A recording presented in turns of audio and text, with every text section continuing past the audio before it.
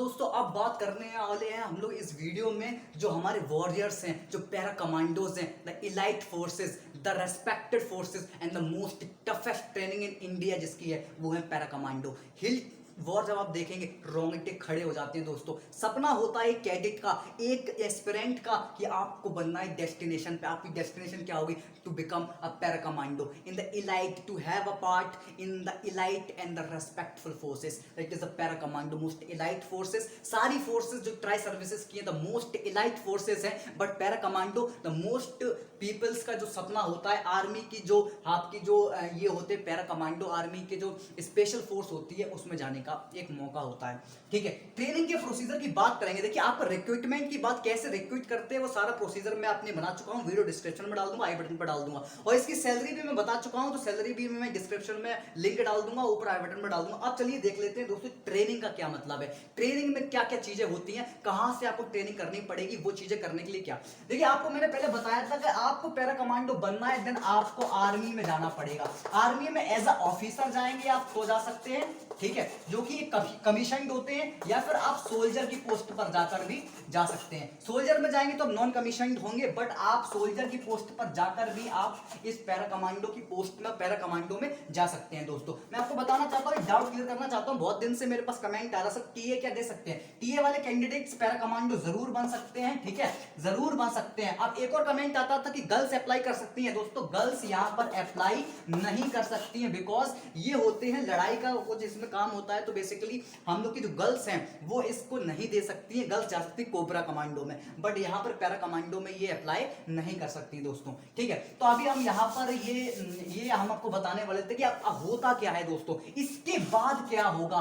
मतलब जैसे ही आप पैरा कमांडो बन जाएंगे, मतलब अभी मान लीजिए आपने आर्मी का एग्जाम दे दिया, अब आप रिक्रूट करने वाले, उसके आगे का प्रोसीजर क्या होगा। देखिए पहली बात चलते हैं उसका आगे का प्रोसीजर क्या। जैसे ही आप आर्मी में सोल्जर या फिर ऑफिसर की पोस्ट पे तैनात हो जाते हैं, उसके बाद ही आपको क्या होगा। देखिए आपका जैसे ही आर्मी में आपका 100% फिजिकल होना चाहिए।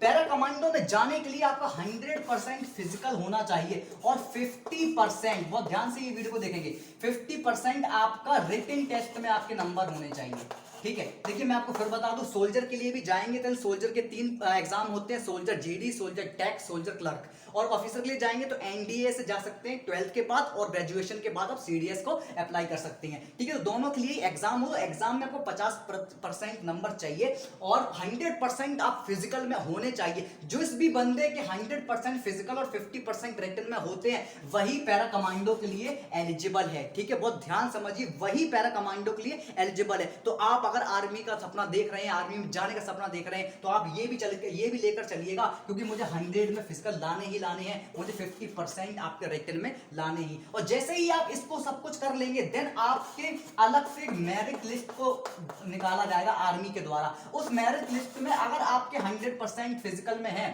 और 50% रिटन में है, देन उस मेरिट लिस्ट में आपका नाम आ जाएगा। और जैसे ही उस मेरिट लिस्ट में आपका नाम आ जाएगा, जो भी उनके कमांडिंग ऑफिसर है वो आपको बुलाएंगे एक 90 डेज के लिए, प्रोबेशन के लिए। क्या बनाएंगे? 90 डेज का प्रोबेशन होगी, ट्रेनिंग होगी आपकी 90 डेज के लिए। इसमें आपकी द हार्डेस्ट ट्रेनिंग, इसी 90 डेज को the hardest training, the toughest training in India कहा गया। इस 90 डेज में आपको ऐसी बहुत सारी चीजें, आपकी नींद आप नहीं ले पाएंगे अपनी पूरी तरीके से।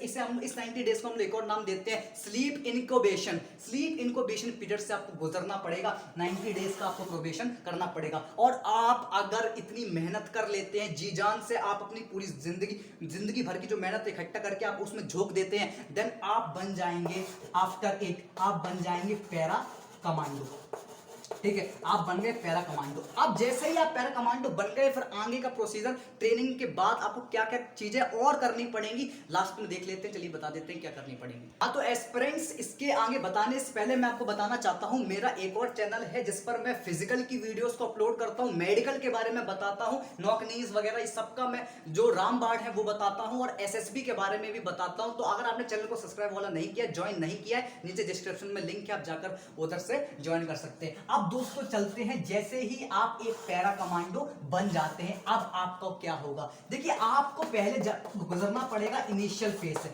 जैसे ही आप एक पैरा कमांडो के लिए बस बन ही जाते हैं देन आपको एक इनिशियल फेज देना पड़ेगा। वो इनिशियल फेज होता है 3 वीक्स का, बहुत ध्यान से समझिएगा, 3 वीक्स का इनिशियल फेज होता है। ये कैंडिडेट्स वो देते हैं जो एसएफ के लिए आप तैयारी करते हैं, ठीक है। तो स्पेशल फोर्सेस पैरा कमांडो एक अलग चीज होती है और पैरा एसएफ कमांडो एक अलग चीज होती है। अगर आपको दोनों में डिफरेंस देखना है तो मैंने 2 वीडियो बना रखी है, मैं लिंक नीचे डिस्क्रिप्शन में डाल दूंगा, देन आपको पता चलेगा the difference between a para commando and para SF commando. तो दोस्तों अगर आपको पैरा कमांडो एसएफ कमांडो बनना है देन आपको इनिशियल फेज को देना पड़ेगा और आगे का प्रोसीजर जो है मैं आपको अगली वीडियो में बताऊंगा, बिकॉज ये वीडियो है पैरा कमांडो की ट्रेनिंग का जो मैं आपको सब कुछ बता चुका हूं। अब पैरा एसएफ की ट्रेनिंग के बारे में उस दौर में इधर से स्टार्ट होगा आपका पैरा एसएफ की ट्रेनिंग का प्रोसीजर, जो क्या माहौल रहेगा सब कुछ मैं आपको डिटेल्स में बताऊंगा अगली वीडियो में। तब तक के लिए नमस्कार दोस्तों, आपका दिन शुभ हो।